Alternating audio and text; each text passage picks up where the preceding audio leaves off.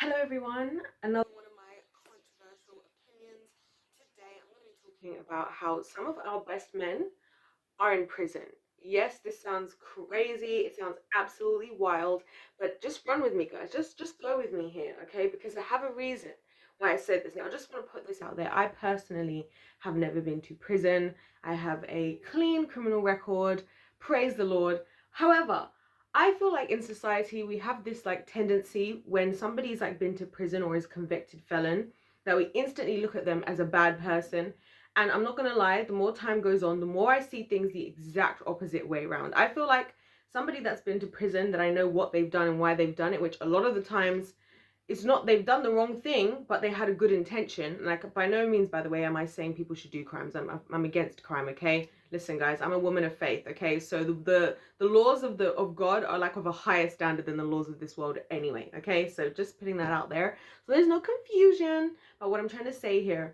But all I'm trying to say is that, like, we have a tendency as people, and I'm just prefacing my actual unpopular opinion with this, so to give you guys context from where I'm coming from. But basically, I feel like we have this tendency in society to like look at somebody who's been to prison as like a bad person, right? Automatically. But then you look at somebody who's, let's say, a school teacher as a good person. And I think that's a big problem, because one thing I've noticed, and in dealing with a lot of, and I've worked with young people who've either, you know, dealt a lot with the police. I've known / worked with people who've even been arrested and all these, or been to prison and all that stuff. And what it's taught me is that a lot of people who find themselves in those positions, they're just doing things like for their family a lot of the time. So for example, somebody might have done something illegal because they're trying to provide for their family, right? Somebody might have been violent to somebody because, you know, they sexually assaulted their sister, their younger sister. You know, there are a lot of reasons why people do stuff. And I guess because of the culture where we watch all these documentaries, which I love watching crime documentaries, you know, where you find out about these crazy serial killers. Like, the second that you hear that somebody did something, you're like, oh my gosh, you're a bad person. But actually, here's the thing.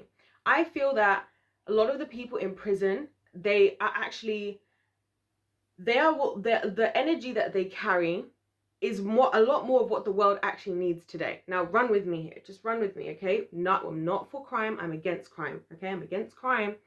But I just feel like, for example, when it comes to like sexual assault, right? You've got, in sexual assault, a lot of people in normal life circumstances, right? Somebody could go through that kind of thing. They could be assaulted themselves, right? And what will happen is nobody will do anything about it. The police won't do anything about it. You know, maybe the people that they know that protect them won't do anything about it. But you might find that the people who are more likely to actually stand up for something like that would be somebody who's probably more likely to potentially end up in prison, because they're like, listen, what, the fact that this injustice was done to you is more important than my freedom at this moment. Like, how am I going to sit back when my younger sister's been hurt or my mum's been hurt, and so on and so forth? And a lot of these things happen. And you know, there's a lot of things that people go to prison for that are just ridiculous. Like in the United Kingdom, you can go to prison for 3 months for doing a wheelie on a motorbike. A wheelie. 3 months in prison. In prison. Like, and once you've done that, once you've got that prison record, I'm not gonna lie, I'll just say this for you, for any of you who are not familiar with this type of stuff. I promise you, the way it works from coming from out of prison into the real world again, they don't make it so that you're like set up to actually succeed. They actually set you up for failure. They actually set you up so you are more likely to go back. But anyway, so why do I feel like some of our best men are in prison? Well, because a lot of like the crimes and things that are out there today, if you think about it, like, think about what it takes to run an actual like drug cartel and stuff like that. Think about what it takes to actually be like the leader of a gang, and that's organized and that knows this and that. You have to be quite intelligent. And I've said this before and I'll say it now, right? That I was reading a scientific study that of a scientist, and he basically was looking at the brains of psychopaths, right? Like diagnosed psychopaths, right? And he stated in his findings that he realized that diagnosed psychopaths either can end up being like a psycho, like that we know and probably have heard watched a Netflix 4-part series documentary about, or they end up being like the top CEOs of the world. And guess what? He actually discovered that he did his own brain scan. I think it's because, you know, when you do science, for those of you who are not familiar with it, you usually have to do like a control, like something that you can look at that's like not, oh, how can I explain it? That's not the group that you're looking at. So for example, if you wanted to, that's just like what you would class as like the norm, that you want to then like compare the abnormalities that you're evaluating, if you will. So he decided to, like, I think that's why he did his own brain, but either way, he did a scan of his own brain, and turns out he and found out that he also was a psychopath. And then when he talked about, you know, like the tendencies of a psychopath, like with his wife was like, oh my gosh, yeah, this is exactly you. I just was kind of managing you. I just thought that was like your personality kind of thing.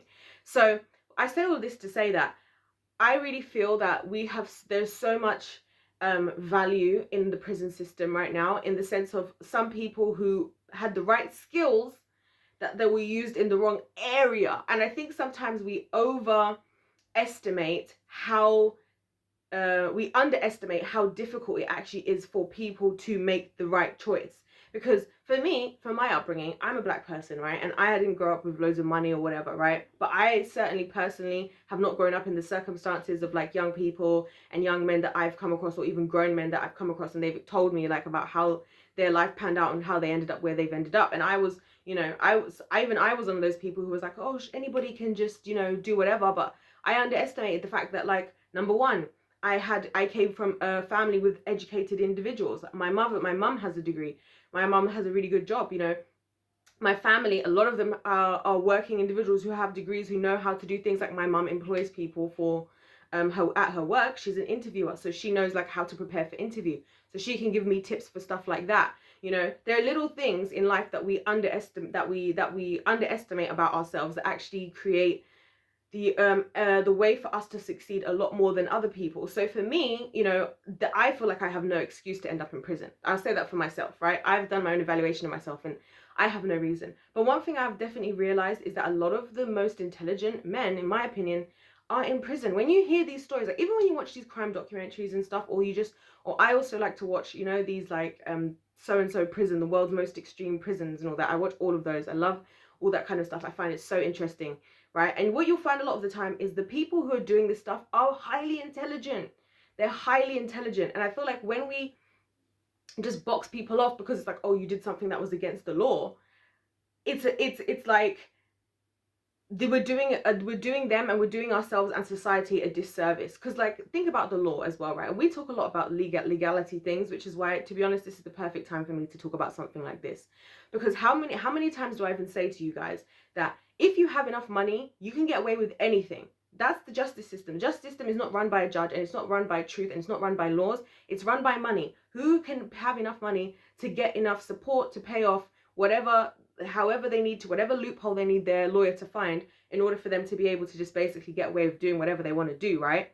So a lot of people who end up in prison maybe didn't have those opportunities, you know, to be able to skip away from stuff like that. And that's one of the things that really sticks out to me, because and what's upsetting to me, because I'm like, you have somebody who, let's say somebody goes and steals from a shop because their family doesn't have any food, right? Actually, I'm not going to go to that example. I'll tell you a very, very sad example that I heard of that for me gets me to my very core to this day, right? There was a young man, I believe he was 16 years old, and he had a falling out with his mum or something. And then he decided that he was going to run away, which a lot of kids apparently tried the runaway. I always knew that it was never going to work out, so I never bothered to do the runaway, like a lot of people did. Anyway, he decided to run away. And when he ran away, he found himself with a gang of guys, and they basically were getting him to go and do stuff. They let him stay with them for like a couple of days, and then after the fact, they were like, "Oh, now that you've been staying with us, like we need you to go and do A, B, C, D, E, F, G." And that thing was going to be that he had to go and rob a freaking, a store with like at gunpoint. He had to go and rob a store at gunpoint. So he goes to do it, and then he changes his mind and he comes home. Fast forward, he ends up doing over 10 years in prison regardless, even though he never did the crime and he chose for himself not to do it. I guess the people who were at the store, whatever, reported him and whatever. He chose not to do it. He still ended up seeing time, and he ended up coming out of prison, I think, like into his 30s. And it's like his life was ruined, you know?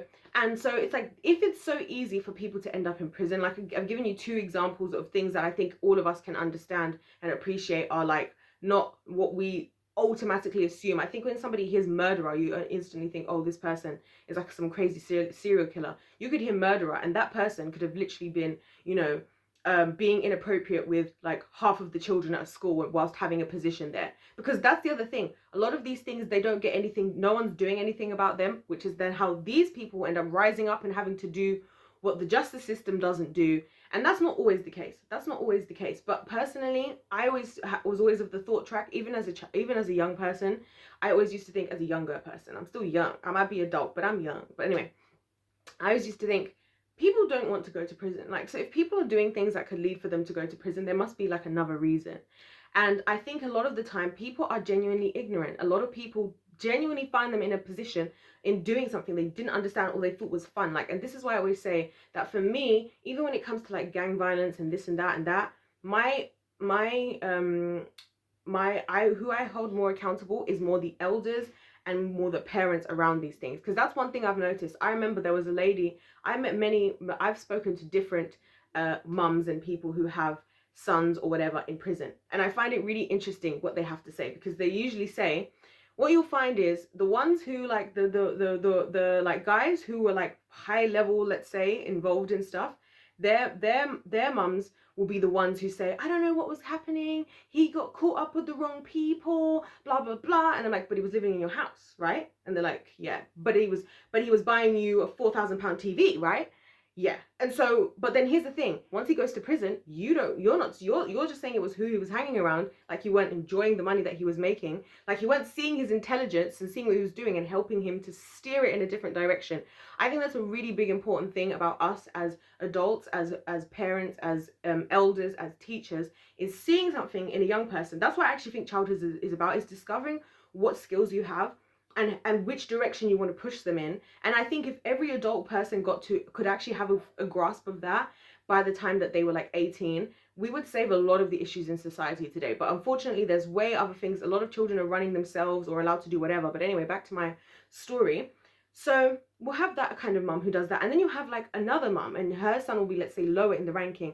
And she'll be the one who's like, oh, you know what, I kind of had a feeling he was involved in stuff, but you know, I just find it really hard with his dad not around, and so on and so forth.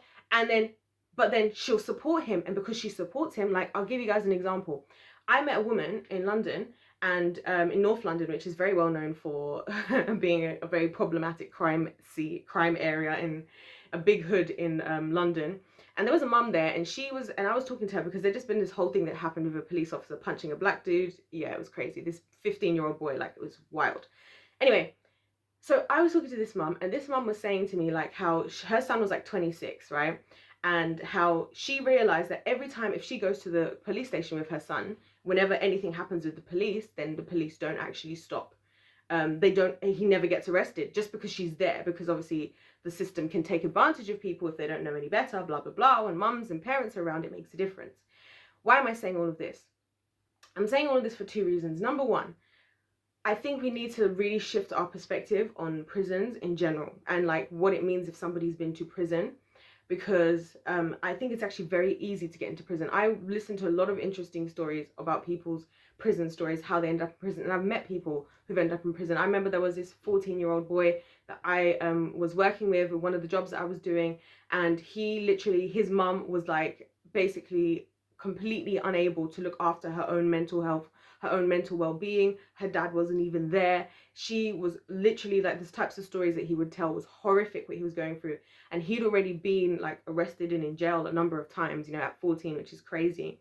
And a lot of people would just instantly assume about him that like, oh, he's just trying to be bad, he could do better, whatever. But the truth is, that was the reality he was living in. And a lot of those options, it was either A, were the only options he was taking for some of the stuff that he was doing, or B, he didn't care to live better because he didn't see better. He didn't have the like, what you call it,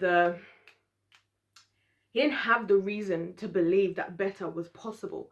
And that's what hurts me. Like, it hurts me every time I hear, like, it's especially for me as a black woman, when I hear black guys saying, you know, that they feel like they're either going to end up in jail or in jail or dead. Like, and that's what happens. They either end up in jail or they end up dead, a lot of these people. And it's not always just because people are obsessed with this lifestyle. A lot of the time there's a brotherhood that exists, you know, and the brotherhood exists largely, in my opinion, because of the fatherlessness issue as well. There is a lack of older male stewardship. and guiding to say, oh, you are really good at that. Do you see the same way that you work this business of selling illegal substances? Take those same skills and here's how you actually put it into a business. There's a lack of stuff like that. There's a lack of like seeing somebody who's like, oh no, this happened, like so and so, there's been no justice for this girl who was, you know, assaulted or whatever, and there's no one to be there and say, listen, how about let's keep that same energy, maybe instead let's create a campaign and like push this forward. You know, there's a lack of, oh, you know, you're born into a certain area, because let's be honest, a lot of people are born into a certain reality and that's just what they're born into. One thing that I don't take for granted, which is why I mentioned it, is having the ability just to even know how to apply for a job, write a CV, and perform well in interview. Like, that is a skill that if you've had that skill, if you've had that skill, or you've had people that support you or whatever, or a certain type of lifestyle, that might be something that you easily have. Like for me, when I was in sixth form / college, which is like, for those of you who are not aware of the UK system, that's like 16 to 18, like education. I remember we had like literal, what do you call them? We had literal, what are those things called? Like workshops and stuff we could sign up for that literally taught us how to write a CV. Like, this is how to write a CV. And it was through that specific thing that I ended up getting my first job. But then here's the catch with all of that. First of all, I had to get into that place, which was the #1 place for A-levels in the country at the time, right? So first of all, I had to get in there. Second of all, I had to know to have the initiative to go there, which was largely in part was because of the connections and people that I had in my experience. This is me speaking as a Black person. When I speak to other Black people, when I see other Black people's experiences, it's not the same thing. So it's kind of like, I just feel that, you know, I say all of this to say that at the end of the day, right, just because somebody's in prison, that doesn't mean that that person is stupid. And I actually think it's the reverse. I actually think that a lot of people in prison are a lot of the most intelligent minds that just haven't been cultivated. They haven't been helped. They haven't been evaluated to say, like, what is your best skill? Especially if they're the kind of person where, like, for example, I did a video on the PRU, and somebody actually who went to PRU also commented in my comment section, so thanks to that. But the PRU is a place called the Pupil Referral Unit in the UK. It's basically like a school version of children's prison. Like, if you're doing really bad in school, they send you to the PRU. But there's also statistics that show that there is a high percentage of children that go from the PRU that go straight to prison. Well, not straight to prison, but end up in prison. And so it's like, again, we are so quick to box children in. And this is why I have a problem with the education system in general, because I think if you're somebody who's more inclined in that area, let's say you come from a hood, let's say you're not like the goody student that wants to put their hand up and wants to do everything right, you know, and whatever, right? You can find it difficult in school because a lot of teachers can be against you. Like, I personally, if I had a son, especially if my sons have some similar characteristics to me, like in terms of just like thinking for themselves, I would be scared for my child in school, because I feel like I feel like a lot of teachers, and this is why I'll be homeschooling my kids by the grace of the Lord, right? Because I feel like a lot of teachers, a lot of situations in schools and stuff, children get written off very early, very quickly, and I've seen that across the board. You know, where like you have a young man, especially, and I'm speaking mainly with men because I believe it's young men. They're very intelligent, but the school system isn't for them. Right? The school system isn't for most people, if you ask me. Like, I don't know who the school system is for anymore. Maybe it was, I think it was better back in the last 20, 30, 40 years. And I think that's another problem we have with these gaps of like people still thinking things are how they were.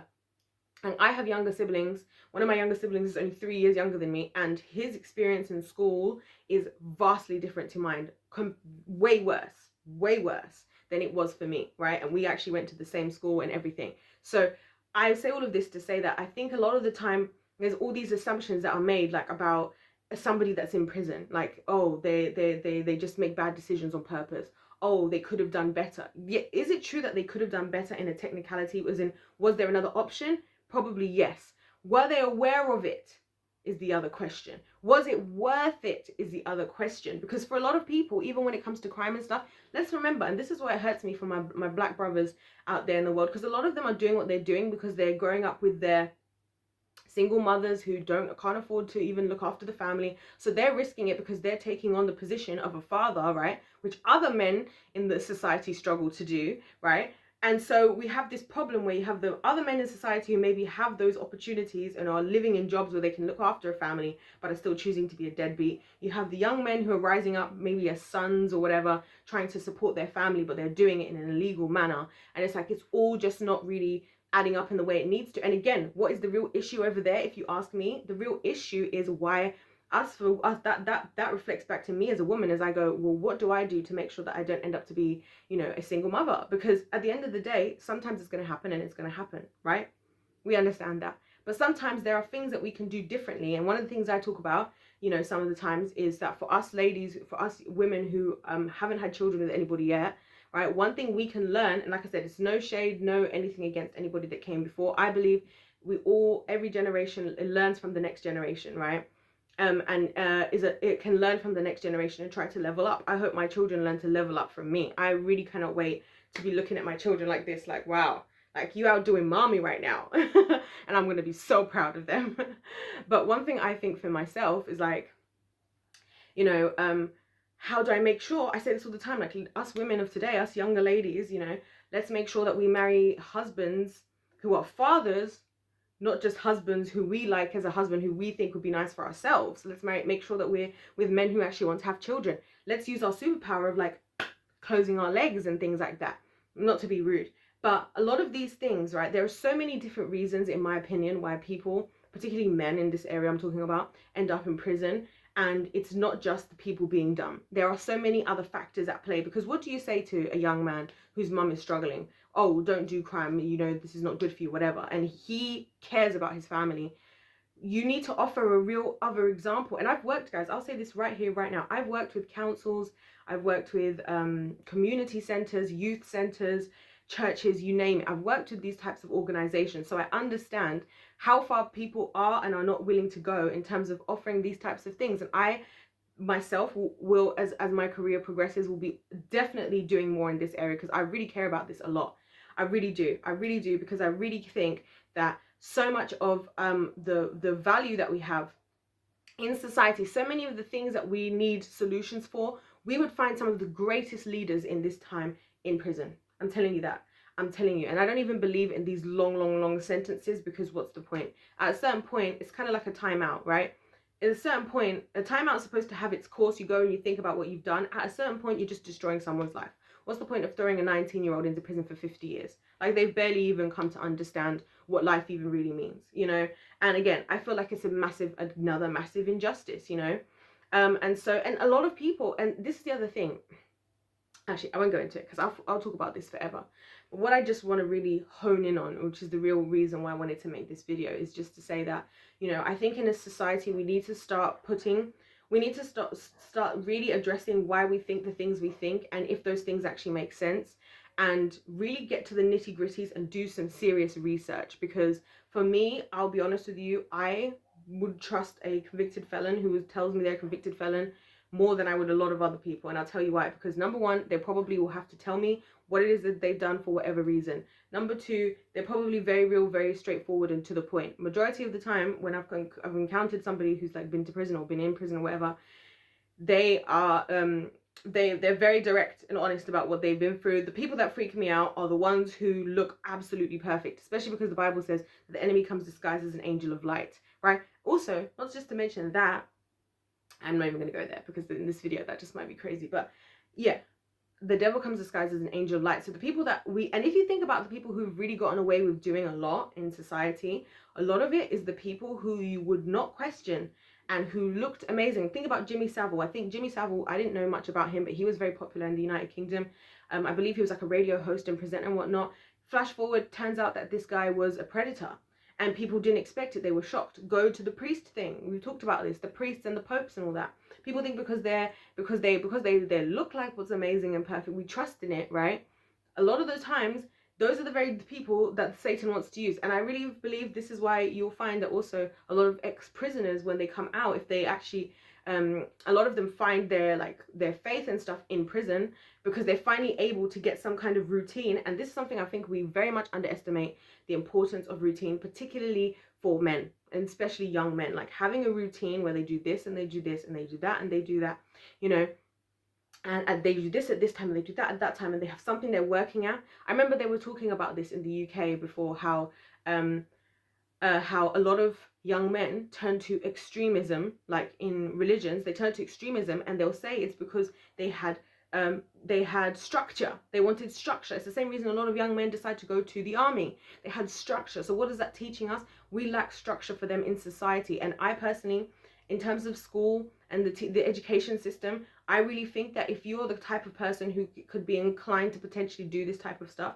the school system is going to eat you up and spit you out, and you're going to land in prison eventually, because a lot of people are going to write you off. And that's what I hate about society, that we are so quick to always write people off without hearing their story, without hearing what happened, without hearing how they got there. Like, a lot of people say, like, oh, this serial killer, that, this, and I'm like, listen even to those stories. There has not been any story that I have heard on all of this, on all of these, on all of the documentaries and everything that I've watched, where I've actually heard of somebody who just started killing people just for no reason. Like, there's nowhere where there wasn't some kind of root cause of either what they were going through at home, what their past was like, what the bullying that they experienced. But we overlook those things as soon as somebody does something wrong, and I think that's a problem. Because sometimes we're overlooking the potential that that person could have had. You know, we're overlooking the potential that that person could have had in different areas. Because the reality is, we need serious people. We need serious men. We're lacking masculine men in society today. Like, the society is pushing men to become more and more feminine, and it's really a problem. Like, and I don't mean that against any man out there who's a feminine, who's, I'm not saying speaking against feminine men. I'm speaking about the need for also masculine men, and to appreciate that. And I think a lot of masculine men, again, they cannot say how they really feel. They cannot be honest in today's society.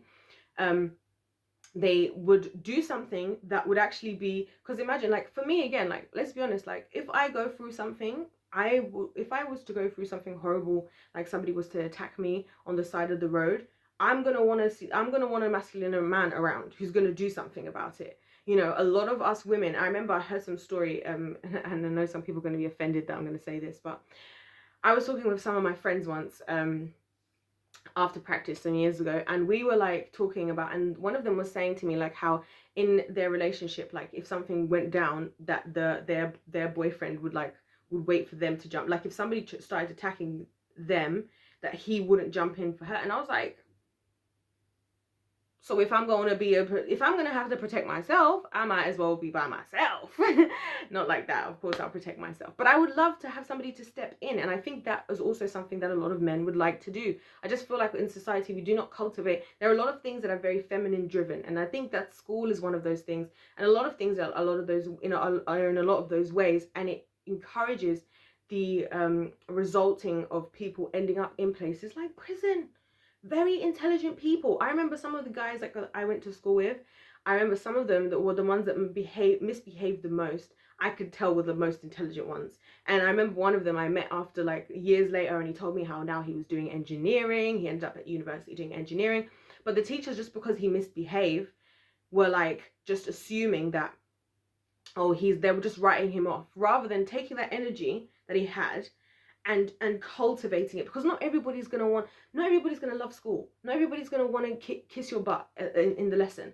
Some of them you need to just meet them at their level. But then again, it goes back to what I always say. This is why I believe that God gives us all two parents, and that we come from those parents, because I believe he equips us, us, and I'm saying us as parents, although I'm not a parent yet, to look after the child that he has given to you, because you will be able to understand the way that they act. That's what I'm saying. Like, with my children, if I have sons, oh, I ain't not sending them to school, because if they get some of mommy's genes, the teachers might not bother to help them help steward them in the direction that they need, and help cultivate some of their qualities in a positive way and for positivity. And you see that where people do experience that, they don't end up in prison. Or if they do in prison, they go through these incredible, which a lot of prisons offer really, really good programs and stuff. They end up getting through those really good programs, or they meet a really good woman in their life who helps them get it together, or whatever. They end up having somebody or something that helps them, because I do believe in society we were built to, you know, it takes a village to raise a child, as I said. I believe even when it comes to men and women, I believe we have different strengths and weaknesses between us, and we both help each other more when we lean into, you know, our own energy you know, which for me as a woman is feminine energy, as a man masculine energy. When we lean into that and then we work as a team, we can help each other in these valuable ways. Like, for example, as a woman, it's very easy for me to think about how to create a routine for somebody else. It's very easy, and I've talked about this, that we as women are great organizers. That's why you see women are always like doing things like decorating the house, making sure everybody's well managed in the house. All the kids have got everything. They've got, like, I would always be impressed, like, with that I'm always impressed by like things that mums do, and it's like, how do mums stay so organized and remember everything, right? I believe that's a characteristic about women. So again, it's like all of these, so and I feel like because we know that, let's not punish other people because they cannot do that. Let's not punish other people because they didn't have the things that we had, you know. And we're really losing out, I feel, right now. I really feel like we're losing out from all of the intelligence, all of the promise, all of the potential that exists in prison, particularly in our men. So yeah, that's what I'm going to talk about in this video. I kind of didn't really cover everything, but we're already at 30 minutes. I don't know how. I feel like I've been talking for like 3 minutes. Anyway, let me know your thoughts in the comment section down below. Don't forget to hit the subscribe button and like the video if you've enjoyed it. Other than that, God bless you all, and I'll see you in my next one. Goodbye.